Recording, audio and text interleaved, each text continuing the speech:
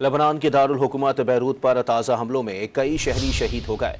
Israeli फौज ने जनूबी इलाके में सरकारी अस्पताल को निशाना बनाया। एक रोज़ में 16 अफराद इसराइली दहशतगर्दी का निशाना बने। इसराइली फौज ने मजमूई तौर पर 13 फ़िज़ाई हमले किए। दावा किया कि उन्होंने हमलों में हिजबुल्लाह के अहदाफ को निशाना बनाया। इसराइली फौज ने अस्पताल के ज़ेर ज़मीन हिजबुल्लाह का बंकर भी मौजूद होने का दावा किया। दूसरी जानिब इसराइली मीडिया ने बताया कि गजा और लेबनान में जारी जंग के नतीजे में इसराइल को रोज़ाना लाखों डॉलर का नुकसान हो रहा है। दिफाई अखराजात में इजाफे की बड़ी वजह महंगी गोला बारूद और इंटरसेप्टर मिसाइलों का बड़े पैमाने पर इस्तेमाल है।